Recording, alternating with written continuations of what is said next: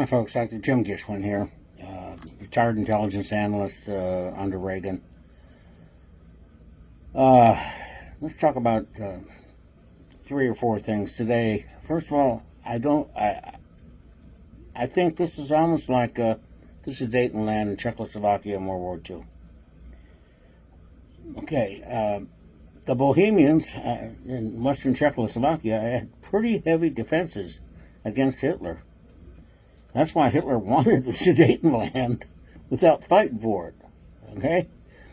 And, if the Russians get Donbass, just like Zelensky says, and that's true, that just gives them a better striking position for future strikes, even though they quote-unquote promise not to attack them again. Now, what worries me this time is it looks like Trump got some wins as far as what the European countries wanted, but not what Zelensky wanted. In other words, they got some security out of this deal. But security-wise, it looks like we are willing to put our own troops in with European troops and as peacekeepers in between these people. Russia wants all of Donbass. They only got 75% of it now. So we're rewarding the aggressor, okay, with more land than he actually took in battle. That does not make sense. I'm sorry. There are times I don't agree with Trump, and I don't agree with him on this one. Okay? Where's the sanctions? He said he'd walk away if he didn't get a ceasefire. He didn't get a ceasefire. Where's the sanctions? Okay? We need to know about this. This has to be, we have to be strict with them. Putin is getting old. He wants to accomplish all of this before he passes away in his old age, just like a lot of us want to accomplish our last bits and pieces before we go to our heavenly reward. He's not going to no heavenly reward, though. Anyway, where are our sanctions? Now, we're already starving them to death with the oil situation. We've already sat there and gotten on the Chinese for buying oil from them as far as our trade talks go. We've also, cut out that stupid middleman deal where India was sitting there buying the oil that we wanted and then selling it to us as fuel. Okay? I told you about that a long time before it became part of the news. I knew that was going on. There's ways around these sanctions. He's got to sit there and put on those tougher sanctions, okay? Tough sanctions. And he can do it. Putin's got bosses too. I mean, the Russian mafia kind of took over the country, and that's who the current oligarchs are. By oligarchs, I mean they're big money people. And those are the people that control him. Those are the people that pay for his war. Okay? Those are the people that run the oil companies and whatnot. So he's walking a fine line. Okay? His choice is bankrupt Russia or go for the whole 9 yards. Okay? He's got a choice there. All right? And he wants things like Moldova back and Poland and all of these places back. They've always had designs on Finland, and Finland's now part of NATO, so we got to be careful on that one too. Let's see. Okay, next subject. Troops in Washington, D.C., my hometown. Born there, yeah. Served there 2 or 3 times. I'm going to tell you, I used to have to walk around with a sword cane, catching the metro late in the afternoon, early evening, on the way home. They sold drugs right there on the metro. I mean, there was no police presence anywhere except down by the national monuments, down by the mall. Then you had the park police and the Capitol Police. Okay? And the Capitol Police and Park Police, they can arrest people also.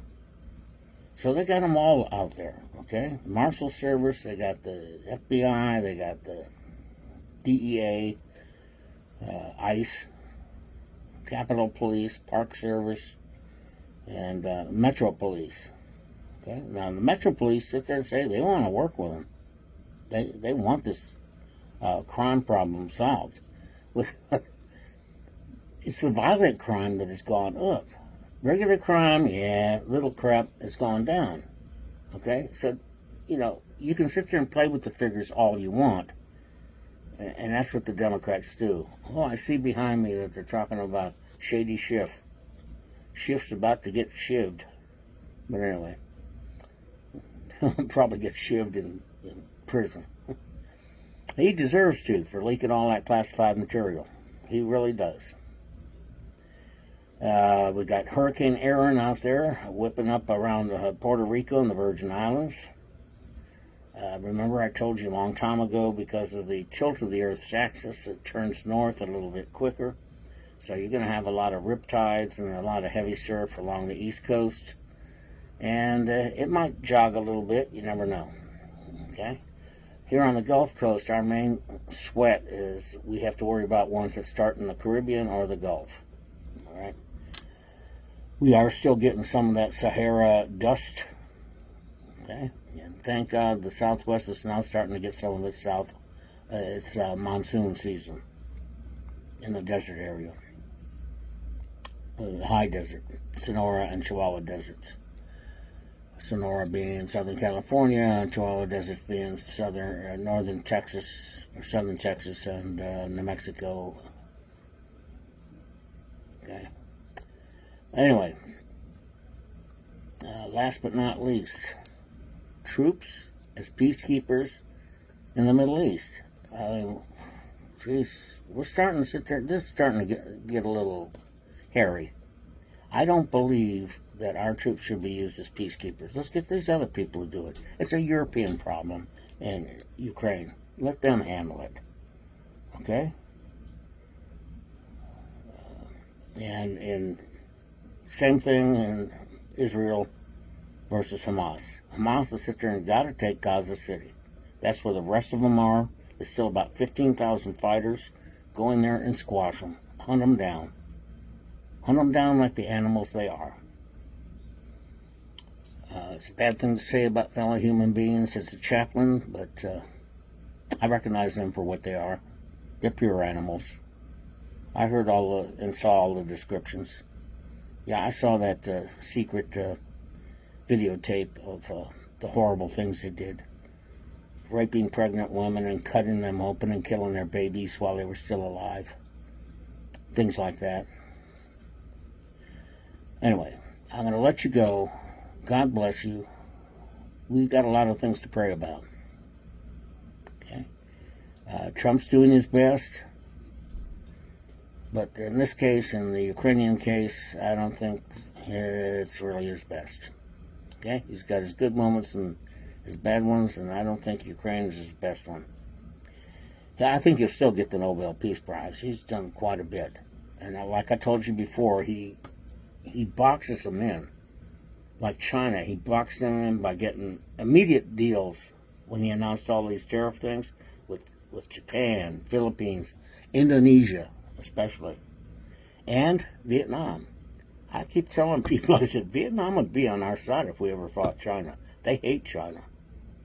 When it was back in the kingdom of Tonkin, the Chinese sat there and went into Hanoi to invade Vietnam, which was called the Kingdom of Tonkin back then, after the Tonkin Gulf. And they went into the city in Hanoi, and it was empty. The Vietnamese had faded out into the forest and out into the woods and jungle and whatnot.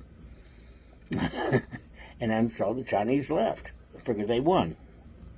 So it's one of those things where the Vietnamese had to sit there and pay them off every year after that, tribute. Just like the Ryukyu Islands with Japan. Okay, Okinawa.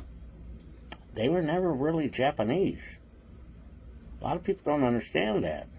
They did not want to go back to Japan. I was there in Okinawa, okay, after Vietnam. They did not want to go back to They wanted the dollar. They wanted to drive on the right side of the road. They wanted all the American amenities, okay? They had one little communist area in, I remember where it was, but it wasn't a big area. But they did not want to go back to Japan. They were the kingdom of the Ryukyus long before that.